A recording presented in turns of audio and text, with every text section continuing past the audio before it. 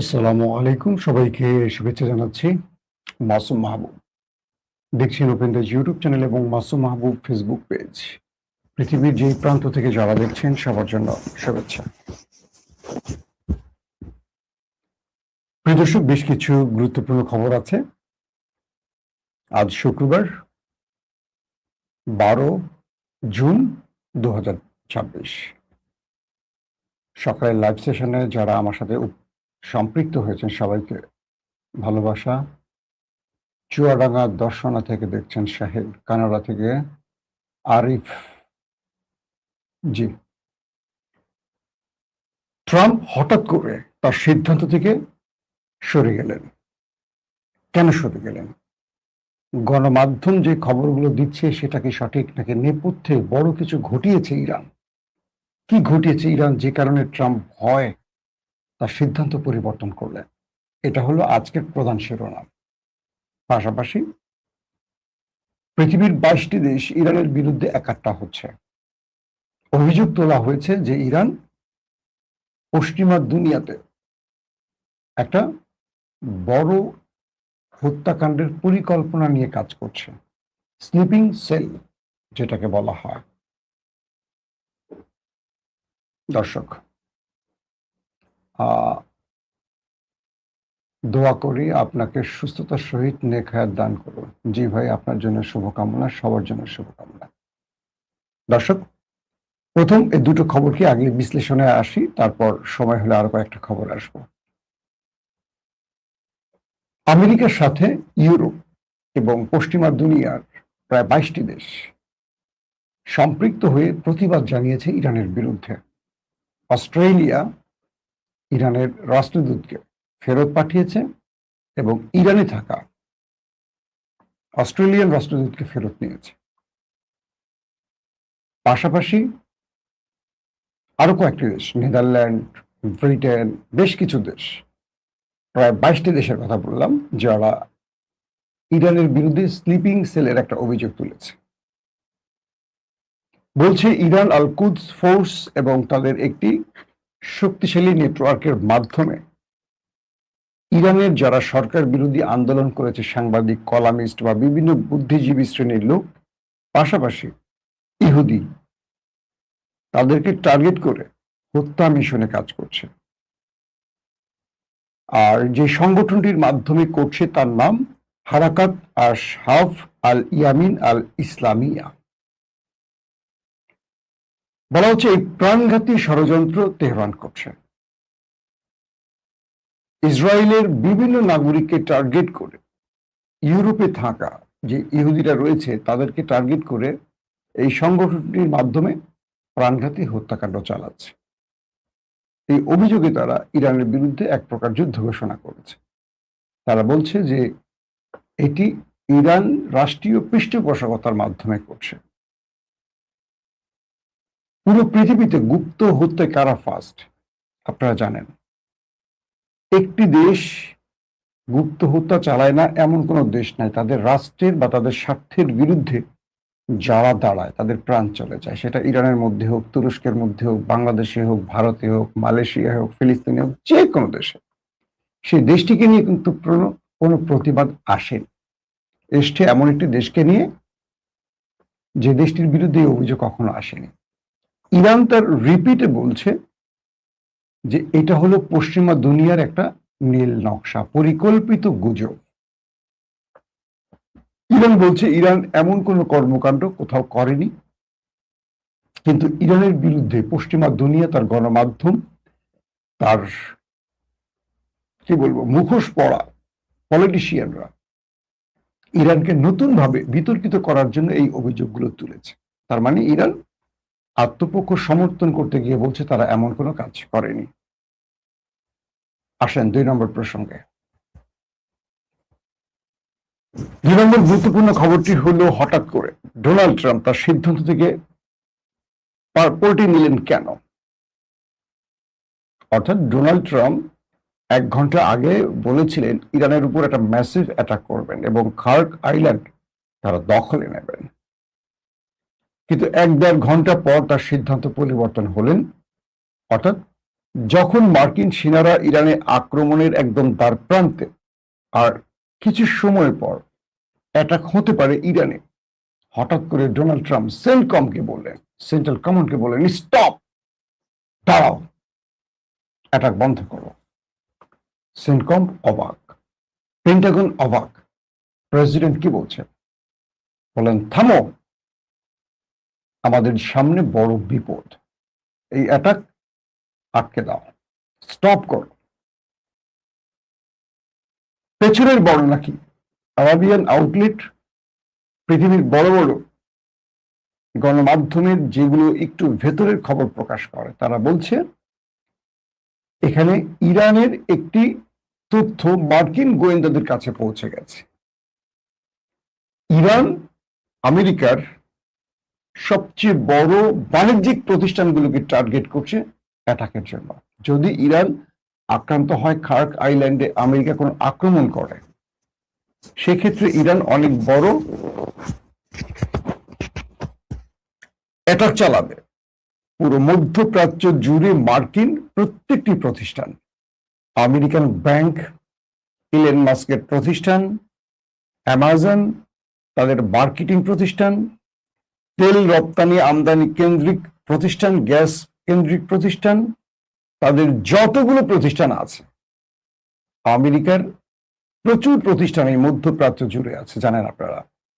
এই প্রত্যেকটা প্রতিষ্ঠানকে টার্গেট করছে ইরান, প্রথম। 2 নম্বর, শুধু মধ্যপ্রাচ্য নয়, মধ্যপ্রাচ্যের বাইরে ইরানের কাছাকাছি যে রাষ্ট্রগুলো আছে, বা ইরানের কাছাকাছি না, ইরানের মিসাইল রেঞ্জের মধ্যে যেগুলো আছে, এগুলো প্রত্যেকটি ইরান টার্গেট করছে। এবং ইরানের ভেতর থেকে মার্কিন গোয়েন্দারা যে তথ্যটি আরো পেয়েছে, সেটা হলো ইরান বলছে যদি আমেরিকা ইরানের তেল ক্ষেত্র ধ্বংস করে, তাহলে মধ্যপ্রাচ্যের কোনো দেশের তেল ক্ষেত্র থাকবে না, পুরো পৃথিবী তেলের সংকটে পড়ে যাবে, সেই ব্যবস্থা ইরান করে ছাড়বে।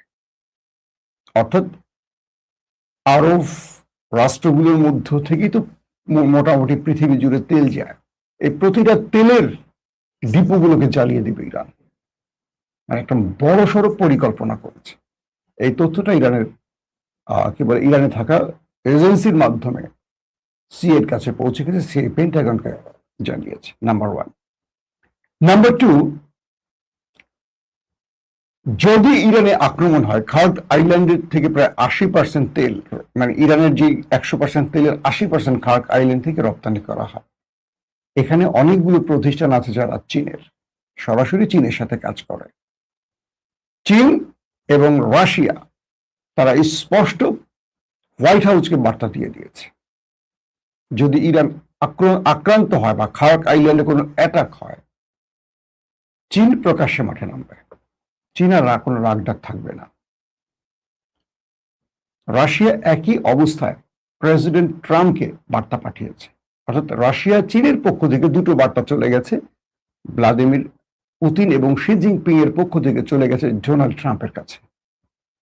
তারা বলছে এই অঞ্চলের প্রত্যেকটি জাহাজে হিট করা হবে।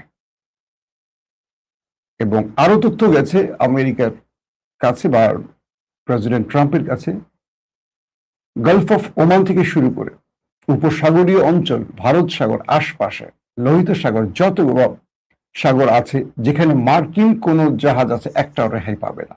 অর্থাৎ একটা খার্ক আইল্যান্ড কেন্দ্র করে পুরো ইরান, আমেরিকা তার মিসাইলের মধ্যে বা ইরানি মিসাইলের নিয়ন্ত্রণে আছে এমন কোনো কেন্দ্র ছাড়বে না, কারণ এটা ইরানের অস্তিত্ব।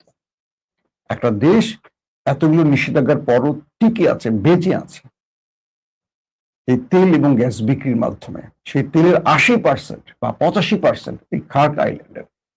এটা হলো ইরানের প্রাণ। এটা আক্রান্ত হলে ইরান পুরো মধ্যপ্রাচ্য জ্বালিয়ে দিবে, সেই প্রস্তুতি নিচ্ছে। কয়েক হাজার মিসাইল একসাথে ইরান লঞ্চ করবে, এমন ঘোষণা ইরানের পক্ষ থেকে আসছে বা প্রস্তুতির খবর আমেরিকা জেনেছে। ডোনাল্ড ট্রাম্পের গলা শুকিয়ে গেছে। আরে আল্লাহ, এ তো আবার চেয়ে বড় পাগল। পৃথিবী জানে ডোনাল্ড ট্রাম্পই একমাত্র পাগল। এর চেয়ে বড় পাগল দেখি ইরানি জাতি। ওরা মরবে, কিন্তু একা মরবে না, সবাইকে নিয়ে মরবে। সেন্টকমকে বলল, স্টপ, দাঁড়াও, একটু ওয়েট করো। পাশাপাশি তুরস্ক মিশর, পাকিস্তান, সৌদি আরব, আরব আমিরাত, কাতার একসঙ্গে ডোনাল্ড ট্রাম্পকে টেনে ধরলো। আমার থাম্বনেলে দেখছেন ছবিটা না? টেনে ধরলো। তুরস্কের বার্তা গেল, আপনি অপেক্ষা করেন, সময় নেন, বড় রকম কোনো ঘটনার আগে আরো সময় নেন, ভেবেচিন্তে সিদ্ধান্ত নেন আপনার সিদ্ধান্ত সঠিক কিনা। মিশর বলল, এই অঞ্চলে যে আগুনটা এখন লাগবে, এই আগুন আমেরিকা আপনি নেভাতে পারবেন না, আসেন আমরা ডিলে যাই। পাকিস্তানের ফিল্ড মার্শাল আসিফ মনির বললেন, যুদ্ধ করা তো যাবে, হাতে সময় আছে, কিন্তু একটা বড় ধ্বংসের হাত থেকে বাঁচতে হলে আরেকটু সময় আমাদের নেওয়া উচিত, ভেবেচিন্তে কাজ করা উচিত। এরকম এক একজনের পক্ষ থেকে এক একটা বার্তা গেল, যে বার্তার ফলে ট্রাম্প দাঁড়ালেন। যদিও ট্রাম্প বলছেন যে ইরানের পক্ষ থেকে আমাকে আরেকটি প্রস্তাব দেওয়া হয়েছে, এটা পুরো বাকওয়াস, ভুল।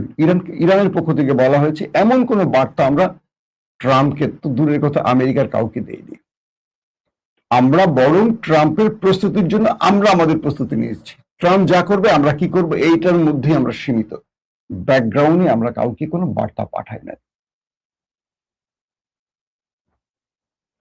এই মুহূর্তে সৌদি আরব, কাতার, আরব আমিরাত তারা বলছে যে আপনি লড়াইটা করবেন, কিন্তু ইরান তো আমাদের দেশগুলোকে ধ্বংস করে ফেলবে। এটার সমাধান কি? আপনি কি পারবেন আমাদের রক্ষা করতে? পারছেন? প্রথম 40 দিনে, প্রথম 40 দিন তো আমরা আপনাকে অনুমতি দিয়েছিলাম আক্রমণের জন্য, কিন্তু আপনি পারেননি। আপনি নিজেকে রক্ষা করতে পারেননি, আমাকে রক্ষা করবেন কি? আপনার ঘাঁটিগুলো তো সব ছেঁড়া বেড়া করে ফেলছে ইরান মিসাইল মেরে। যে নিজের ঘাঁটি রক্ষা করতে পারে না, বিমান ঘাঁটি রক্ষা করতে পারে না, ইভেন যে যার প্রতিরক্ষাকে রক্ষা করতে পারে না। প্রতিরক্ষা ব্যবস্থা কি? এয়ার ডিফেন্স সিস্টেম, যেটা দিয়ে মিসাইল ধ্বংস করবে সেটাকে ইরান ধ্বংস করে ফেলছে। গতকালকের খবর, প্যাট্রিয়ট ধ্বংস করে ফেলছে। যে প্যাট্রিয়ট থার্ড দিয়ে ইরানের মিসাইল ইন্টারসেপ্ট করবে আমেরিকা, সেগুলোর ব্যাটারি ধ্বংস, সেগুলোর রাডার সিস্টেম ধ্বংস করে ফেলছে। বাহরাইনের রাডার সিস্টেম, আর্লি ওয়ার্নিং সিস্টেমগুলি ধ্বংস করেছে। জর্ডানে তাদের F-16, F-15, F-35 এর হ্যাঙ্গার ধ্বংস করে ফেলছে, অনেক বিমান ধ্বংস করে ফেলার দাবি করছে IRGC। তো এই পরিস্থিতিতে আপনি এই যুদ্ধে আরবকে আর পড়াবেন না, অর্থাৎ পুরো আরব পেছন থেকে ট্রাম্পকে টেনে ধরছে। ট্রাম্প পড়ে গেছেন মহাবিপদে। পাশাপাশি ফিফার পক্ষ থেকে ট্রাম্পকে বলা হয়েছে, সামনে আজকালকের মধ্যে শুরু হচ্ছে যে বিশ্বকাপটাকে অনিশ্চিত করে ফেলছেন, বা মানুষের টেনশন বাড়ছে, মানুষের মধ্যে এই খেলার উত্তেজনাটা, মানে এই যে 4 বছর পর একটা বিশ্বকাপ নিয়ে উত্তেজনা, এটাকে এখন যুদ্ধের উত্তেজনার মধ্যে মিলিয়ে ফেলছেন। আপনি একটু ওয়েট করেন। বহুমুখী চাপের পর ট্রাম্প আটকে গেলেন। যদি খার্ক আইল্যান্ডে আজ রাতে অ্যাটাক হতো, আমরা পৃথিবীর নতুন একটা, মানে কি বলবো, মধ্যপ্রাচ্যের নতুন কোন একটা গল্প শুনতাম। আমেরিকা এমন হুমকিও দিচ্ছে তারা নিউক্লিয়ার অ্যাটাক করতে পারে। ইরান বলছে করতে চাইলে করো, তার বিকল্প আমার কিছু আছে, আমি সেটা ব্যবহার করব। তোমারটা পৃথিবী জানে, আমারটা পৃথিবী জানে না। তো আমেরিকা আবার টেনশনে পড়ে গেল, তাহলে ইরান আসলে কি নিউক্লিয়ার বানায় ফেলছে? IAEA যে বলছে ইরানের লাস্ট 3-4 মাস তারা ইউরেনিয়াম বা পরমাণু বা পারমাণবিক প্রকল্পের কোনো আপডেট জানে না, যেটা আন্তর্জাতিক সংস্থা IAEA। তাহলে 3-4 মাসের মধ্যে ইরান আবার নিউক্লিয়ার বানায় ফেলছে কিনা? কারণ 60% থেকে 90% উন্নীত হতে সময় লাগে মাত্র 15 থেকে 20 দিন, হয়ে গেছে 4 মাস যুদ্ধের, 100 দিন অতিক্রম করেছে। তো ইরান কি বসে আছে না কিছু করেছে? এই যে বিষয়গুলো ইরানের এখন কি বলে আমেরিকার মধ্যে কাজ করছে। তো সবকিছু মিলে আমেরিকা ইরানের ভেতর থেকে যে তথ্য পেয়েছে, ইরান একটা বড়, মানে আমেরিকা যে অ্যাটাক করবে তার চেয়ে বড় অ্যাটাকের পরিকল্পনা করে বসে আছে। এই খবরে আমেরিকা থেমে গেছে। যদিও এখন ট্রাম্প বলছেন যে আমাদের সাথে ইরানের একটা ব্যাকগ্রাউন্ড আলোচনা চলছে, আলোচনা অগ্রগতি হয়েছে, শীঘ্রই আমরা একটা শান্তি চুক্তির ডেডলাইন ঘোষণা করব। সেখানে পৃথিবীর আরো অনেকগুলো দেশ থাকবে এবং তাদের মধ্যস্থতা হয়েছে। আশা করি ইরান এই আলোচনায় তাদের শুভ বুদ্ধির পরিচয় দেবে। এবং এই শান্তি বৈঠকের মাধ্যমে দু দেশের মধ্যে যে কনফ্লিক্ট সেটা বন্ধ করা সম্ভব হবে। 1 ঘন্টা আগে যে ট্রাম্প যুদ্ধের ঘোষণা দিলেন, 1 ঘন্টা পর তিনি একটা সুন্দর বাণী দিলেন। এই যে বাণীটা বললাম আপনাদের, ঠিক 1 ঘন্টা পর আবার ট্রাম্প আক্রমণও করতে পারে। Unpredictable man. মার্কিন যুক্তরাষ্ট্রের একজন প্রেসিডেন্ট সকালে কি বলেন 1 ঘন্টা পর ভুলে যান, 1 ঘন্টা পরে কি বলেন তার 2 ঘন্টা পর আবার মনে পড়ে, আবার 3 ঘন্টা পর আবার সেটা ভুলে যান। অর্থাৎ একজন টালমাটাল ব্যক্তি হলো মার্কিন যুক্তরাষ্ট্রের প্রেসিডেন্ট, যিনি যার প্রতি পৃথিবীর গণমাধ্যম, যার প্রতি পৃথিবীর মানুষের আস্থা নেই, তাকে আমেরিকার জনগণ চুজ করে প্রেসিডেন্ট বানিয়েছে। বুঝতে পারছেন নি আপনারা? এককালে দর্শক, সকালের লাইভ সেশনটি থেকে বিদায় নিতে চাই। ইনশাআল্লাহ আজকে তো বন্ধের দিন, চেষ্টা করব আবারও দুপুরের পর লাইভে আসতে, আপডেট খবর জানাবার জন্য। প্রত্যেকে ভালো থাকবেন। আল্লাহ হাফেজ।